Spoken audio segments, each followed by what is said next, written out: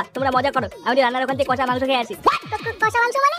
আসলে বাবা অনেকদিন মাংস খাই না তো, তাই জন্য অনেক কষ্ট করে টাকাটা জমিয়ে ফুটোর কাছে দিয়েছি, যাতে একসাথে সবাই মাংস রান্না করে খেতে পারি। ইয়ে না মানে কাকু খিচুড়ি হয়েছে তো? কি বলছো, মাংসের সাথে খিচুড়ি হয়েছে? বাবা বাবা আজকে তো খাওয়া জমে যাবে। হ্যাঁ কাকু আপনি ভুল করছেন।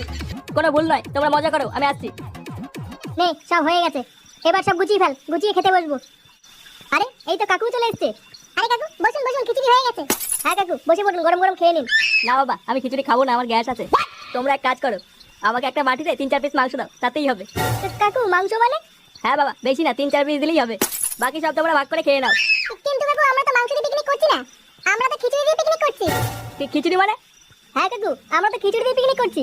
বোকাচোদা 500 টাকা দিয়েছি বাজারে খিচুড়ি খাওয়ার জন্য নাকি? ইয়ে মানে কাকু বলছিলাম যে কাকি ছিলে 500 টাকার গুদ মেরে দিয়ে ইয়ে মারাচ্ছ?